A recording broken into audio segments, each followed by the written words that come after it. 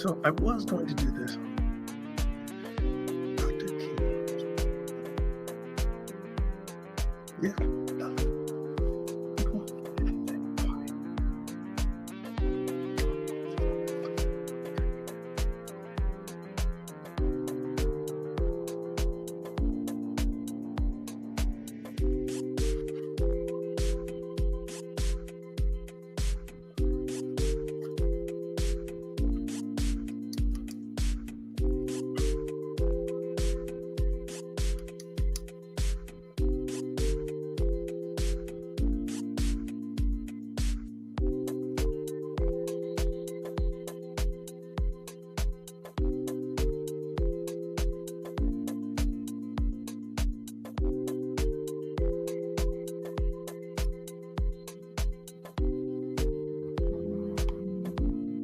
People talked about back then.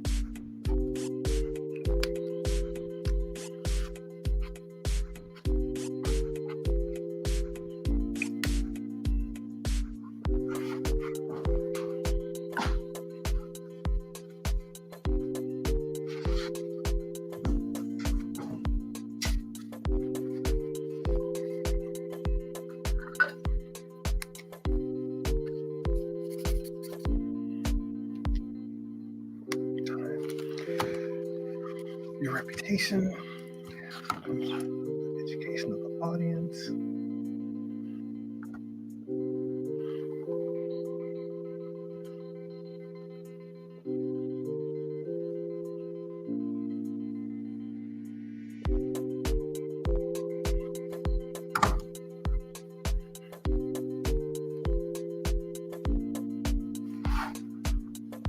All right, let me stop playing around. I am not completely prepared for this one, but nevertheless, I'm going to be bold and go through it.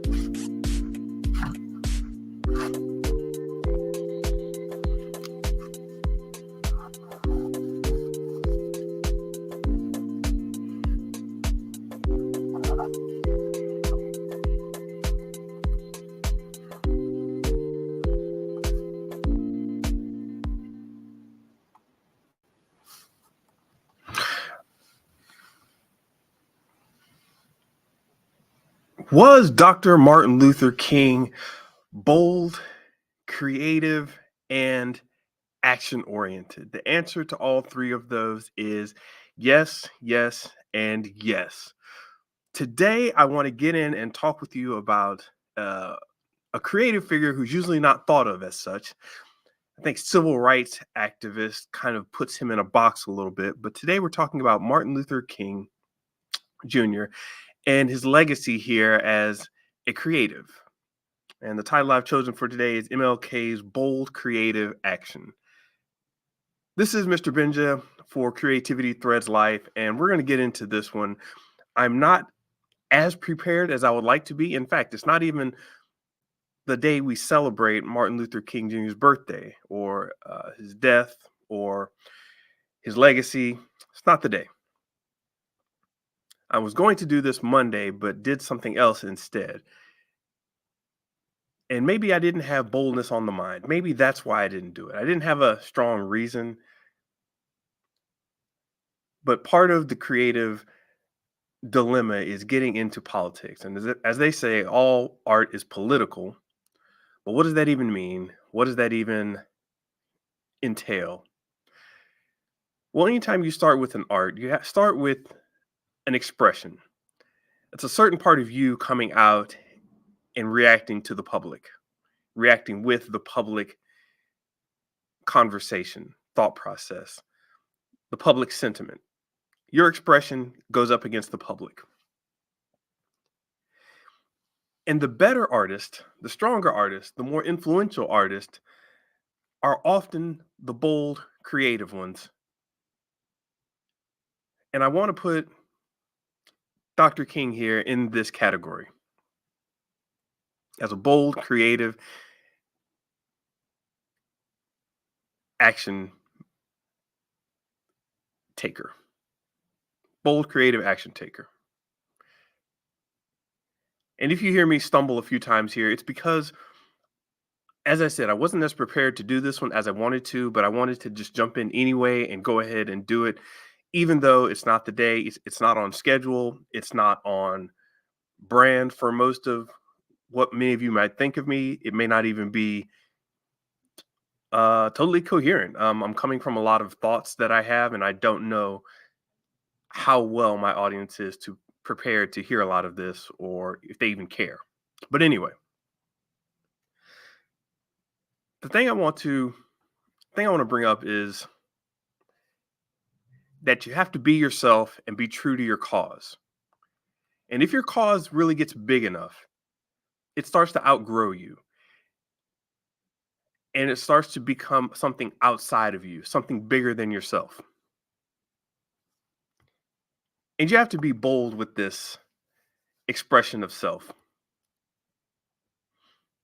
And that's why I wanted to include Dr. King today, because this man was bold until the death. Bold creative action was taken many steps along the way.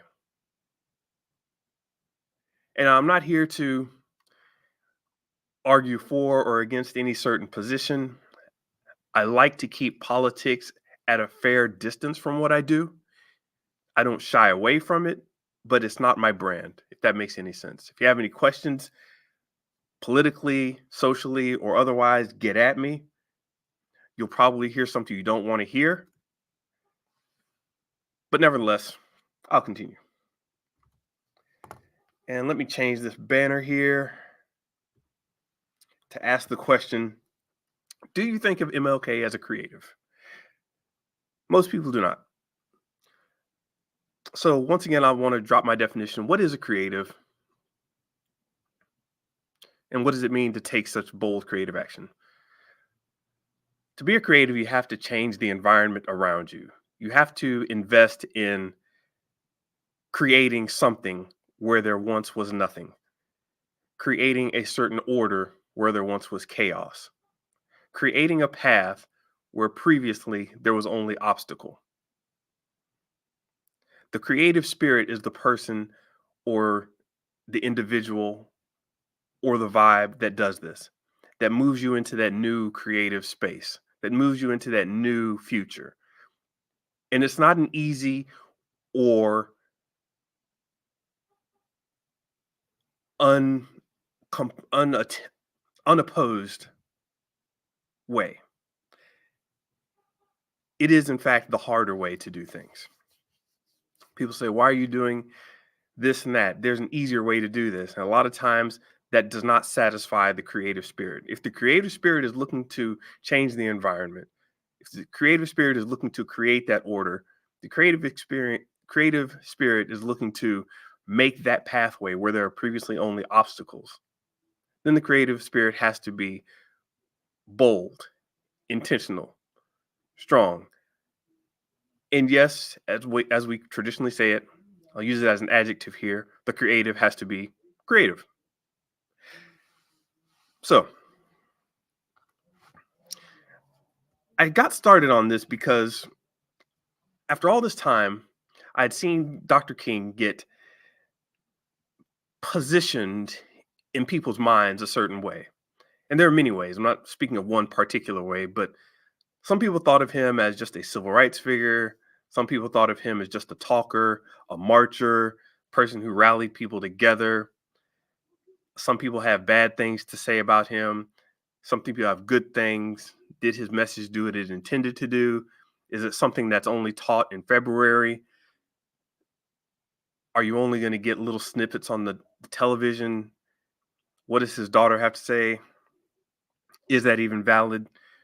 There's so much back and forth about what he created.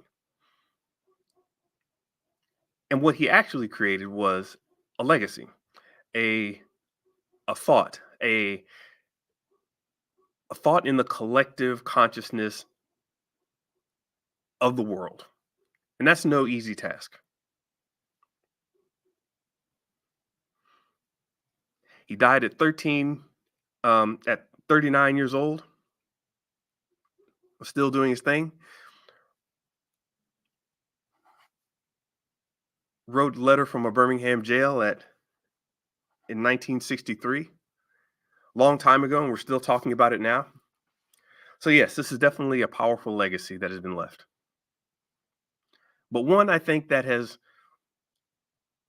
gotten watered down isn't the word, although it's true. Malformed isn't the word, although that's true.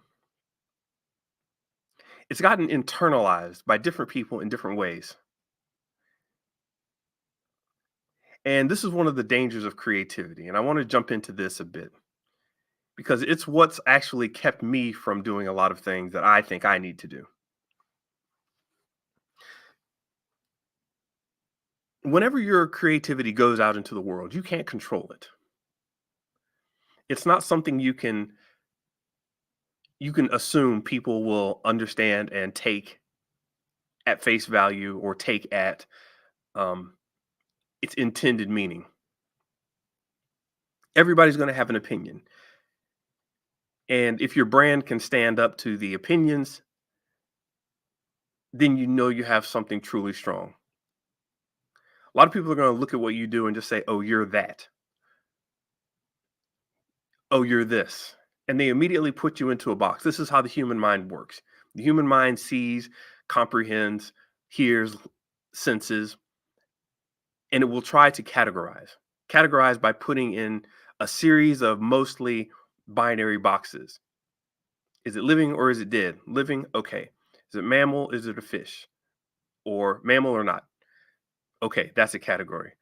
Okay, does it breathe air or does it breathe oxygen through the water?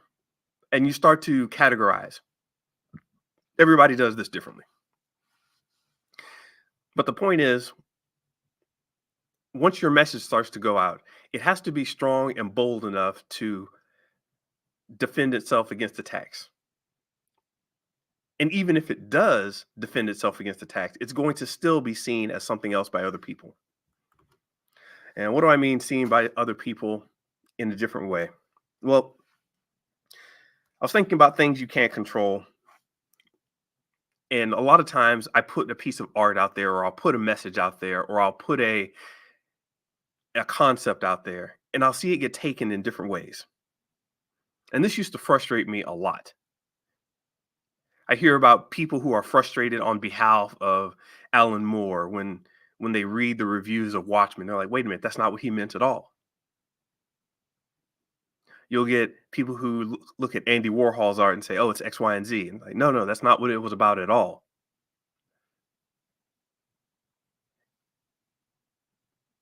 I remember I had a painting of Mario and money. Mario was on the bottom of the painting, and the money was floating above his head in a cloud, like he was thinking about it. And everybody started calling that money on my mind for some reason. I suppose it made sense, but that's not what I had in mind.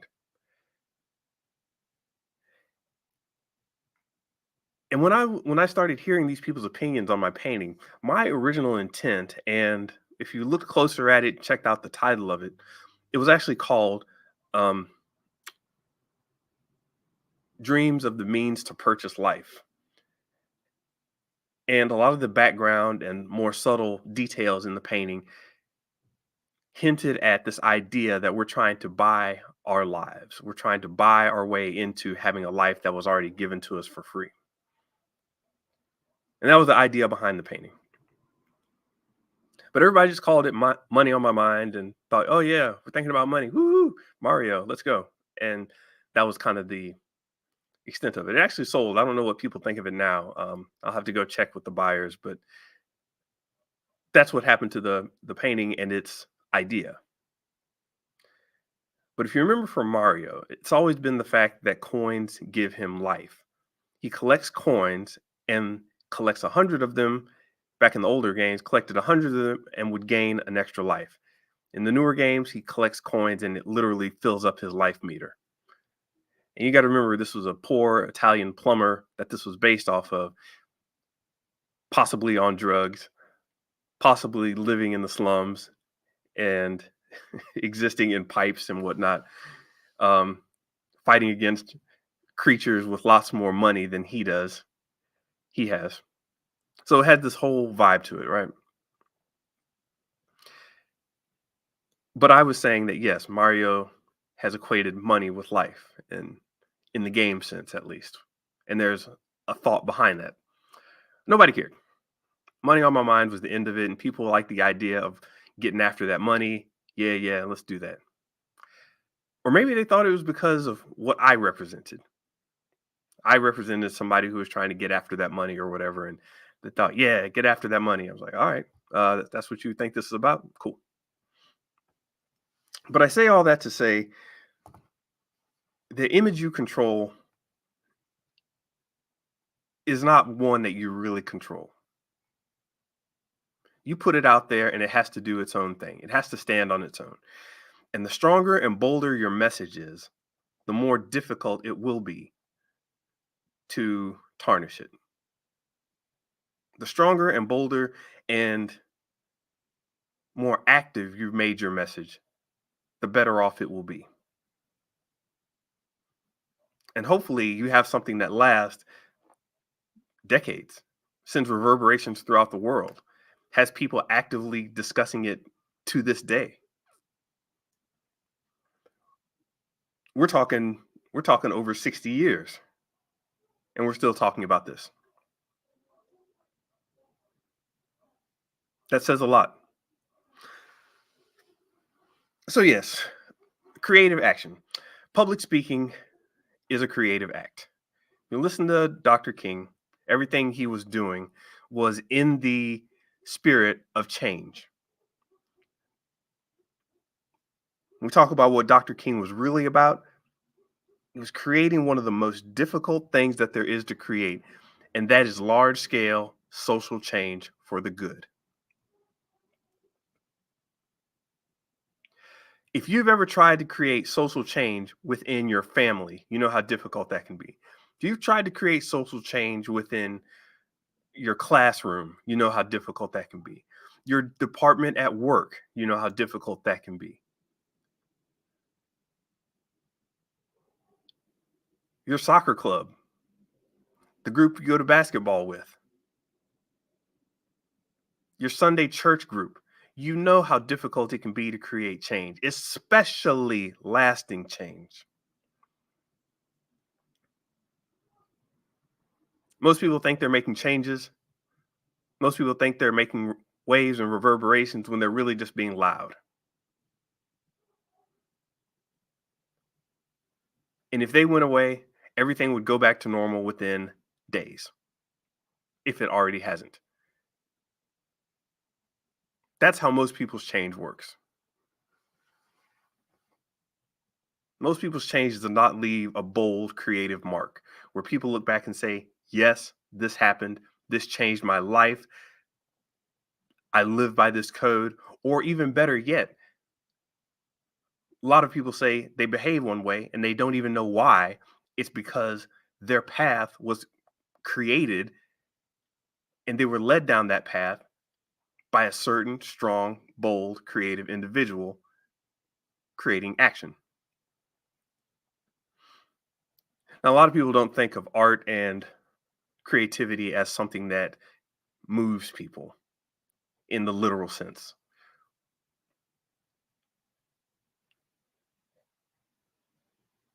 Well, as I've stated, there are a lot of different ways to be creative.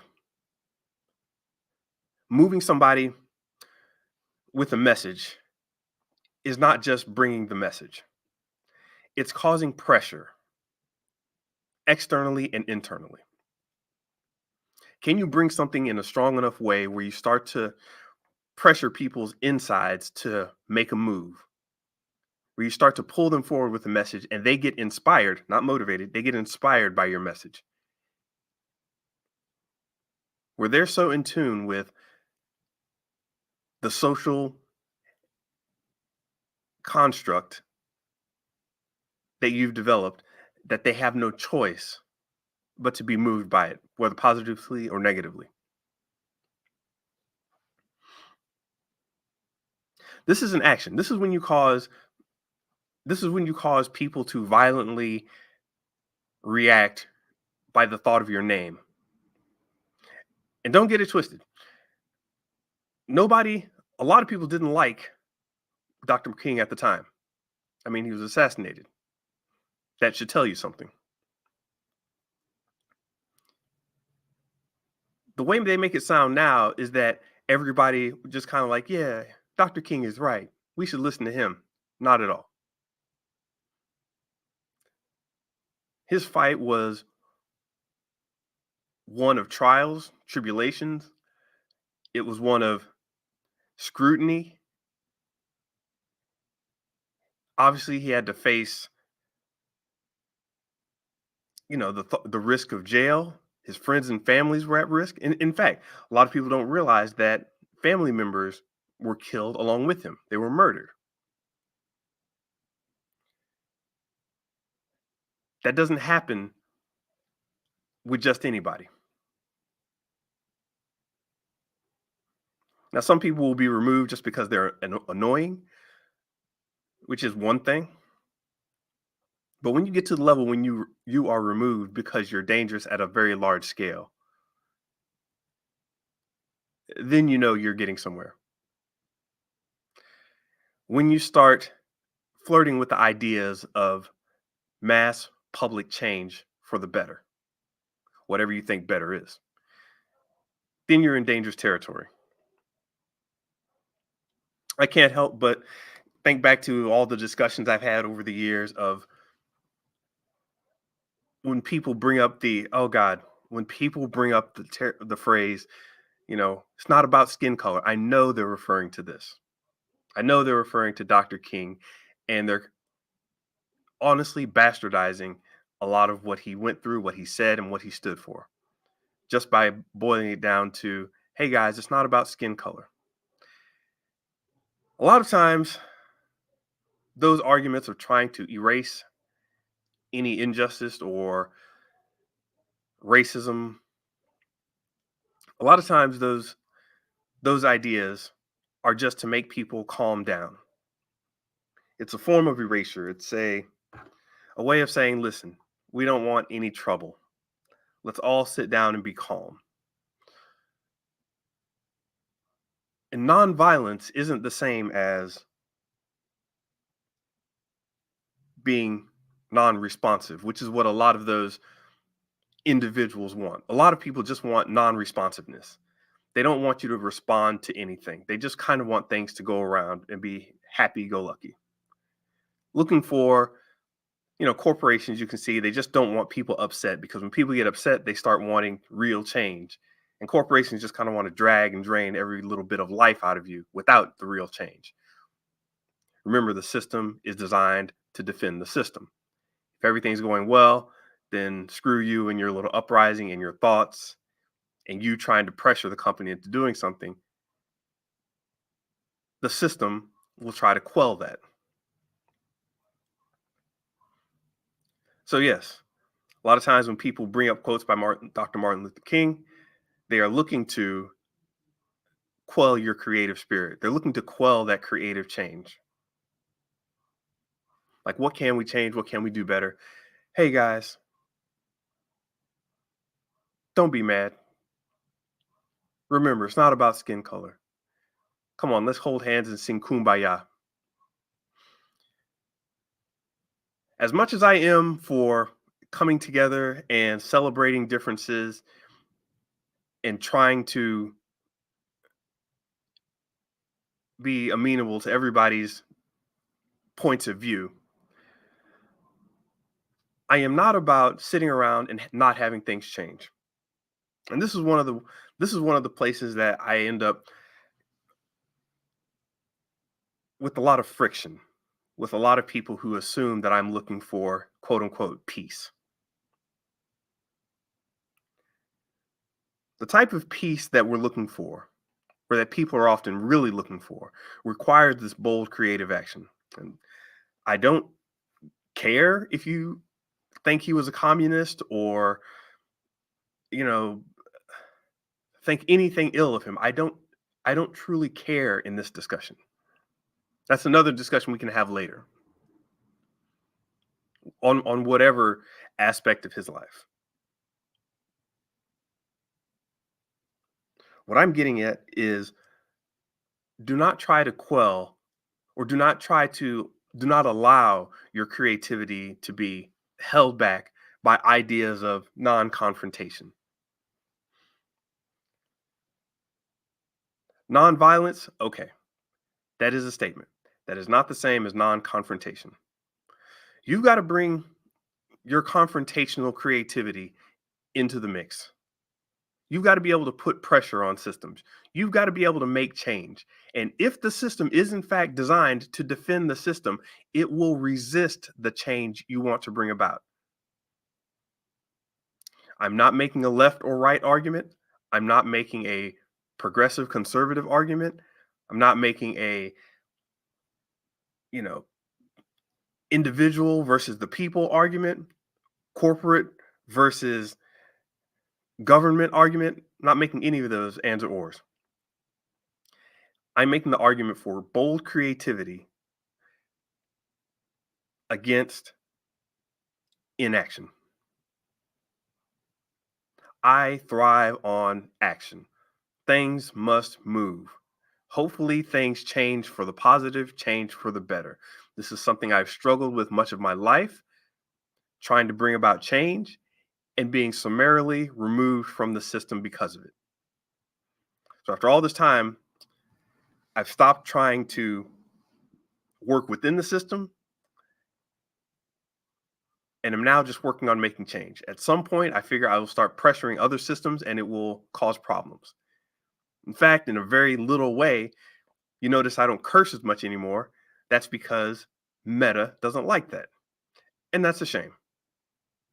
I've been flagged by Meta before. I've had some of my list removed. I've been banned at certain points. I should say suspended from certain activities, not completely banned. But things like this can happen very easily. Same thing with Microsoft. Same things happen with Google.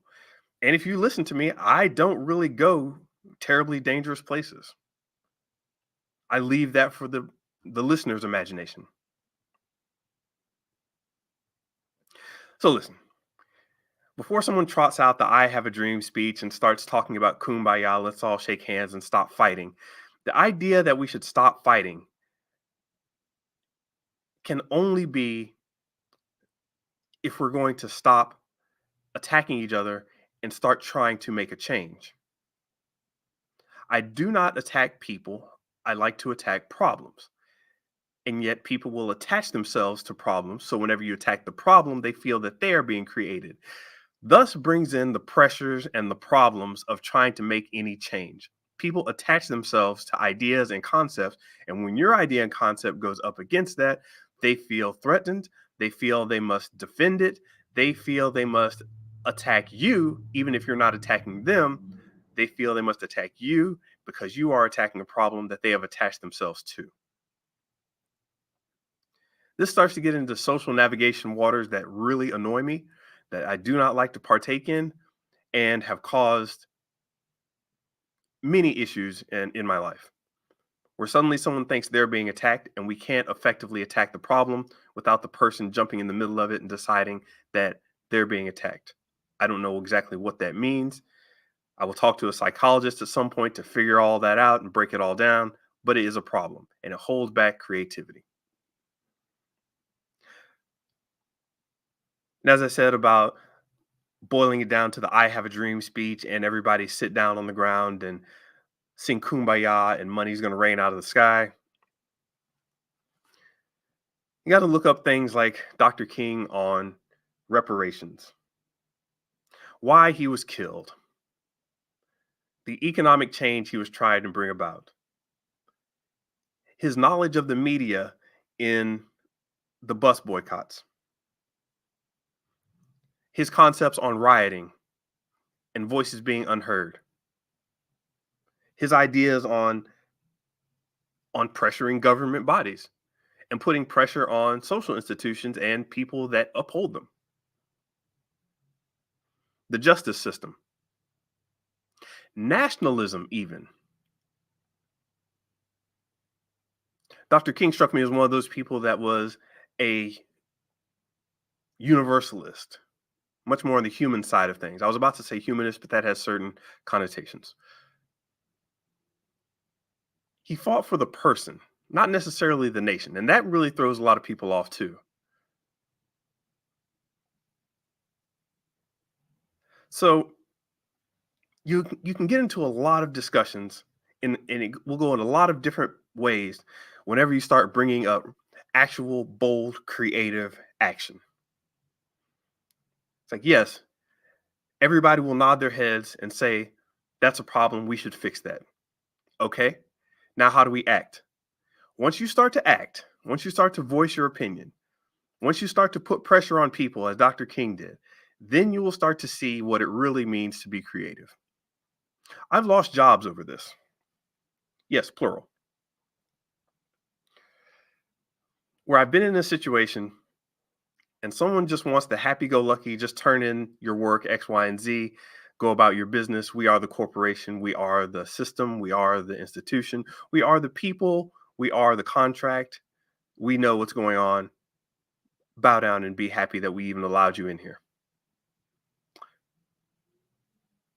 And if you just follow along with that, yeah, you might get somewhere, you might get some compensation, but will you really have made the change necessary? Or will you have been continuing on with a lot of the BS that's plaguing our society? I struggle with this. I figure a lot of creatives do. I know for certain in the music industry, especially I'm thinking about black music the way it is now, has definitely been they've definitely been affected by this push to just follow along what the system wants and look to where that is now. If you remember when a lot of black music started up, it was expressive. Hey, we need to get out of this situation we're in. Hey, let's love each other. Hey, let's, be happy about X, Y, and Z. Let's celebrate our lives. Let's fight back against evil causes.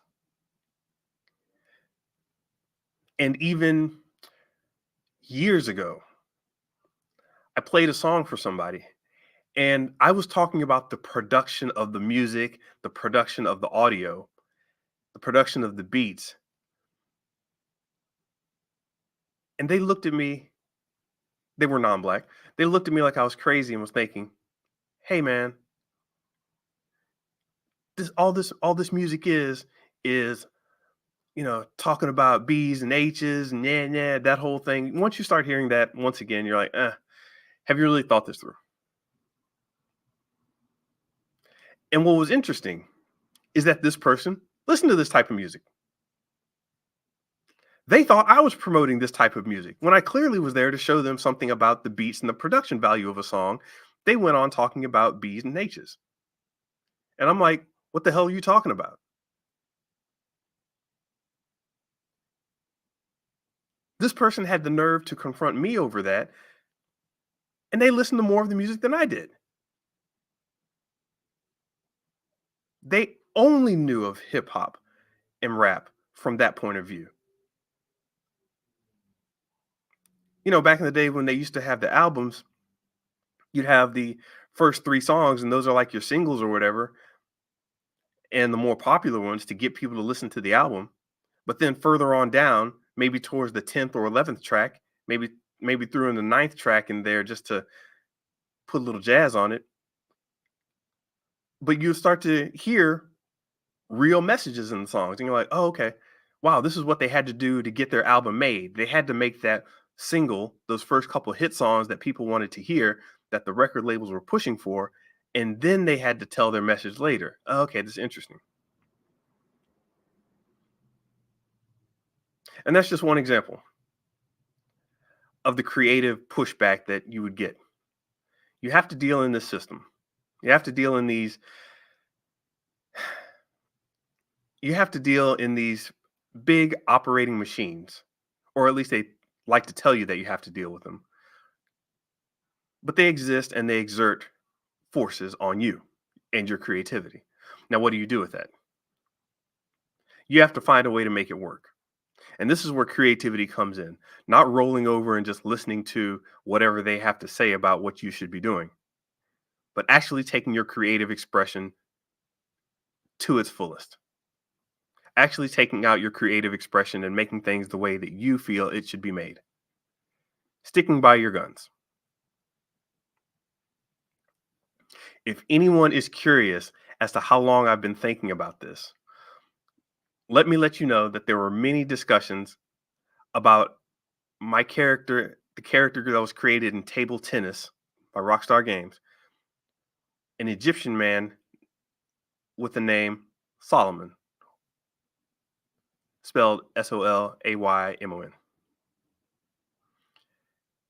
That brings up questions alone. Why would you name this person that?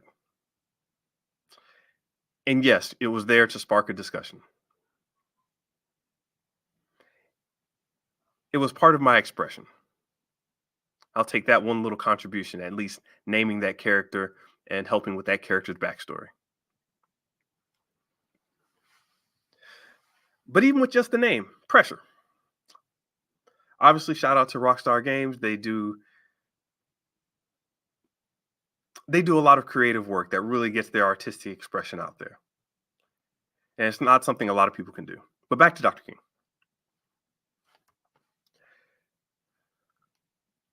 The idea that over time has started to take shape is that nonviolence means just sit over there and be quiet. Just sit over there and make all the noise you want if you have to, but don't try to make an actual change. I'm not an advocate of just being loud. I'm an advocate of being effective, to cause an effect in the world, to make an actual tangible and appreciable change. Something that moves the needle in some way. Like, what would cause such a reverberating message to be so feared? Go back and look at his life. Not so much the pop media portrayals, but actually listen to the accounts. Look at at what was said back then about what he was doing. Look at who he was going up against. We're talking about at the presidential level, at the statewide level. You drive into a state, you usually don't think anything of it. What if you drive into a state and that whole state is looking to cause you problems? What is that like? People get upset because six people in a YouTube comment thread don't like you. Imagine the whole state basically being against you. So when I think back on the legacy of Dr. King, I look at him as a creative, an orator, yes. Civil rights activist, yes. A progressive change agent, yes. But I always try to consider what it would mean to do what seems like what everybody else is doing and still have the ability to cause an actual change. That transition from just talking or just writing or just doing your job to actually making change. Where does it where does it cross over into that level where friction is not just fought against but expected? It's part of the job. Am I pushing my creativity strong enough to the point where someone deems it dangerous, where it forces a change in the environment, where my mere presence carries such a strong weight that people start to wonder what's going to happen today? What's going to change? Oh boy, here it comes.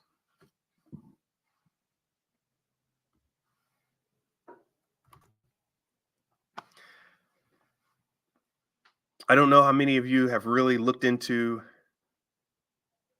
the lives of some of these characters that you look up to, some of these figures, and start to really see what it took for them to change the landscape in the way they did. I'm thinking about civil rights activists right now, but that could be in any endeavor. Did they just sell a lot of records or did they actually cause a change in your life?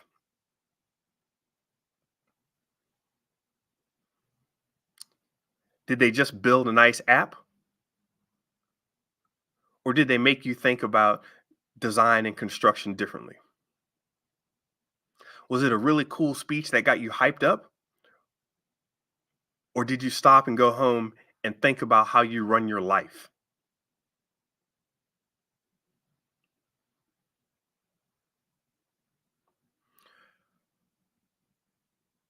Were you bold with your creative action? Whatever it is. I know a lot of you listening don't consider yourselves creatives, but I have to always mention this. You're always creating your environment. You're always creating your life. You're always creating your legacy. You're always creating. When you get up in the morning and you eat a bowl of cereal instead of a bowl of oatmeal, instead of a bowl of eggs, instead of a bowl of tofu, you're making decisions that create your life. Not everyone's going to be perfect. You can't create at 100% in every aspect of your life. You have to choose. Most people say no more than three directions, three three interrelated vectors of life.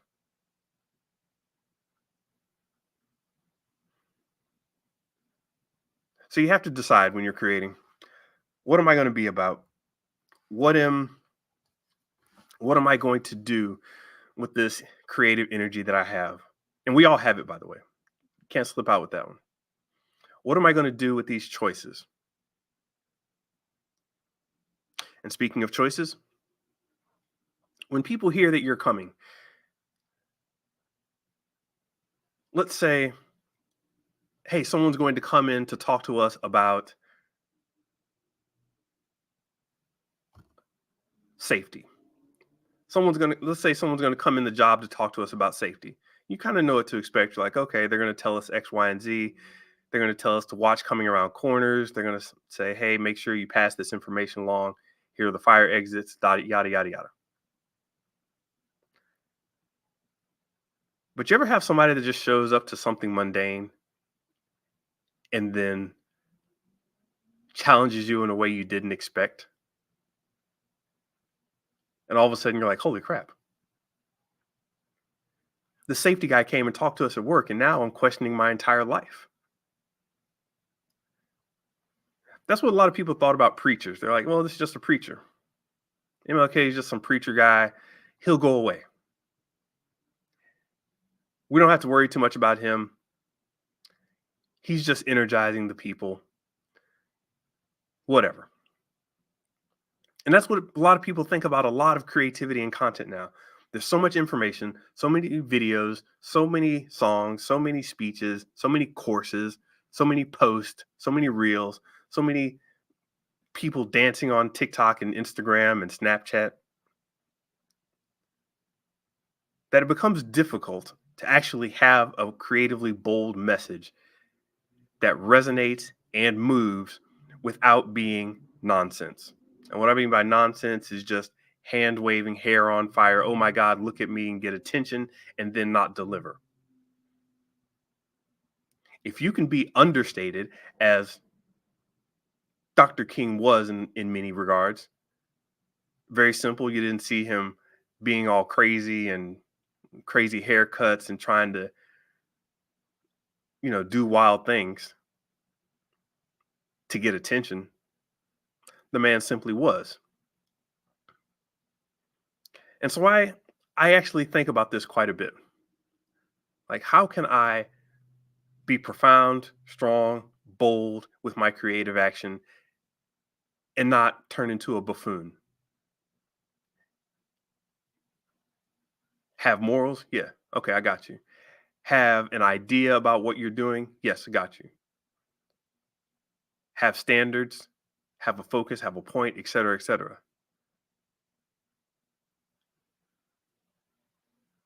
And you know what ends up happening? When you think along the terms of being more authentic and having a message like Dr. King did, you start to get into that true artistic, creative vibe that I mentioned before, where you just expressing something that resonates with the public.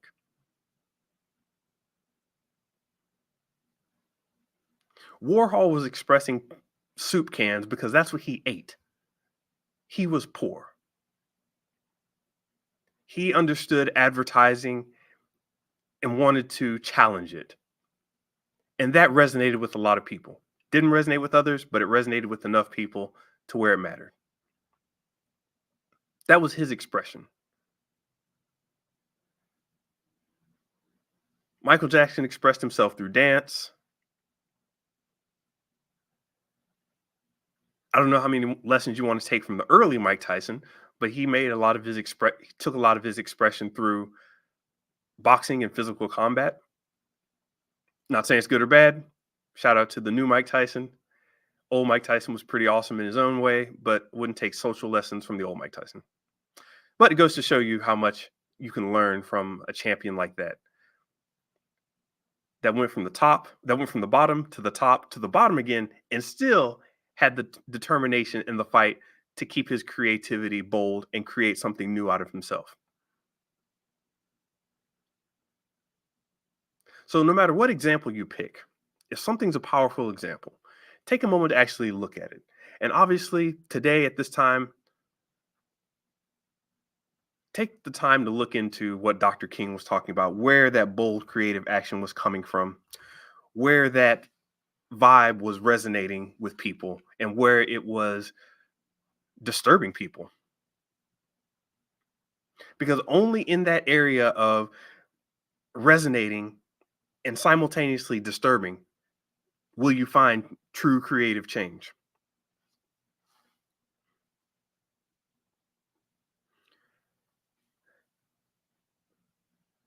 And as I hinted at in the beginning, you're not going to be able to control a lot of this, how people view you. You're just going to be able to To be bold, you have to create it, put it out there in spite of what people are going to say. A lot of people say, don't worry about what people say. Well, guess what? It's very difficult not to actually worry about what people say when you start really creating positive change, positive for you, whatever that might mean.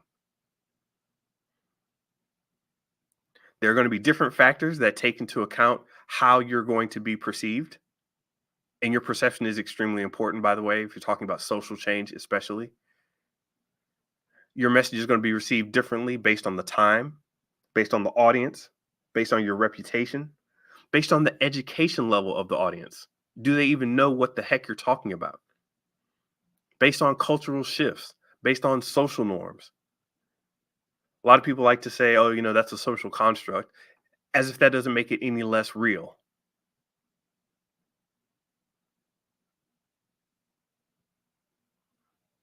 You go around talking about X, Y, and Z is just a social construct. Okay, that still doesn't say much to the fact that it's affecting my life.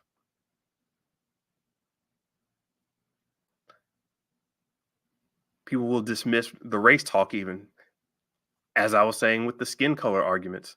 That race is just a social construct. It affects lives. Let's get back to attacking the problem, trying to make creative solutions, and not worry so much about what a label is and what that means. Getting outside of that, what I call squabbling.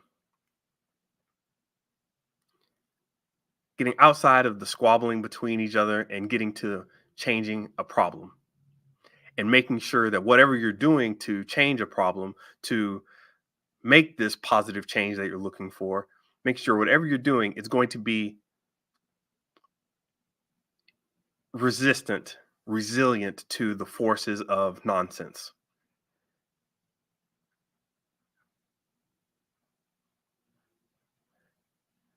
Whenever you have a product that people see, they're going to immediately try to minimize it and put it back into a box, categorize it, shrink it a little bit so it doesn't cause themselves friction in their minds. Your bold creative action has to be strong enough where the more they try to cause it, to have it cause less friction within them, the more they're going to wrestle with the presentation that you have given them.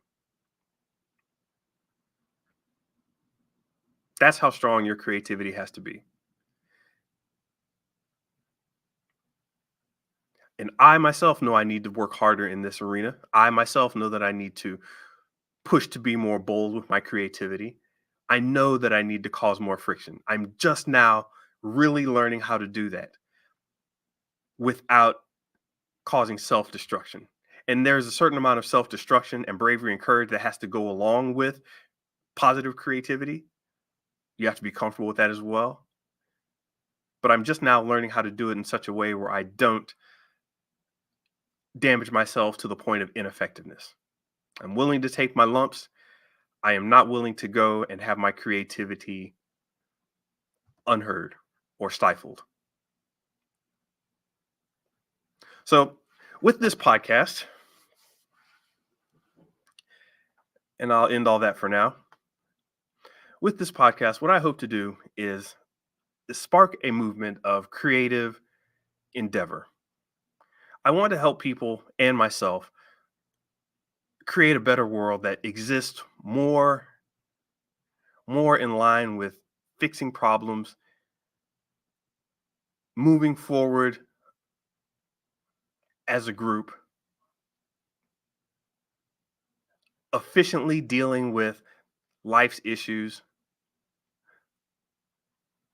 and being happy about working towards this goal.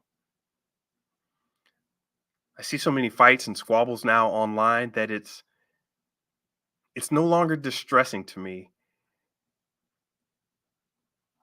but it is still concerning. I don't know how it gets better. I don't know when it gets better. I just know I have enlisted myself into this fight and I plan to keep going with it. I, by nature, am not a marketer, a social sales type, but I put myself into this arena in order to see what kind of change I can push and what I can make. And I think that podcasts are a good way to do that.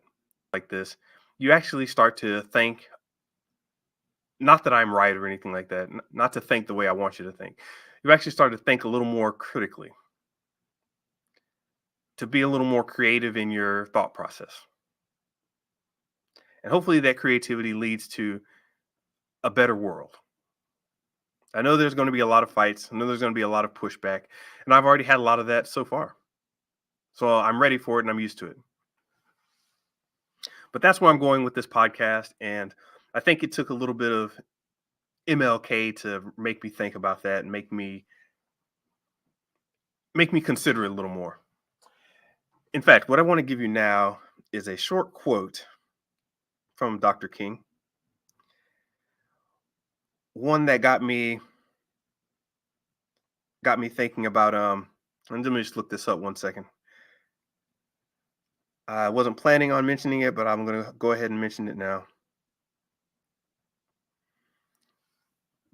See, this is how you know it's happening live, when I just decide to pull up a quote from somewhere.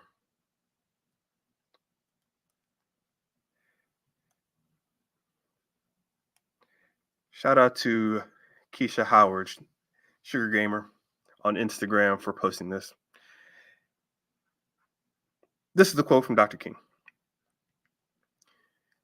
We must rapidly begin the shift from a thing-oriented society to a person-oriented society, when machines and computers, profit motives, and property rights are considered more important than people. The giant triplets of racism, materialism, and militarism are incapable of being conquered. That may sound a little interesting, so I'm just going to read it again. We must rapidly begin the shift from a thing-oriented society to a person-oriented society, when machines and computers, profit motives, and property rights are considered more important than the people. The giant triplets of racism, materialism, and militarism are incapable of being conquered. Ladies and gentlemen,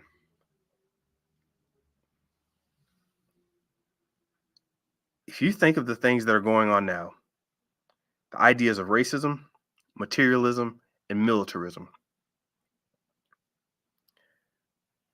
don't look for these things with the idea of fomenting them. Look for these things in terms of recognizing them and trying to overcome them within yourselves. It's something I'm still working on, something I'm still studying, something I'm still learning how to engage in regularly.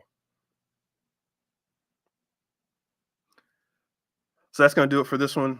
Thank you all for joining. Listen, Apple Podcast, subscribe, at least throw up some stars. If you don't throw up a review, it's very appreciated. Spotify, throw up some stars, throw a like, throw a follow, even if you don't drop a full review. Google Podcast or wherever you listen to podcasts, make sure you save it and subscribe. I'm coming here every weekday that I want to, maybe even a weekend if I want to. Make no promises, but I'm here. You can always check out episodes at creativitythreadslife.com. And for any of my projects and endeavors, you can always check out mrbenja.com. It's going to be it for this one. Thank you and goodbye.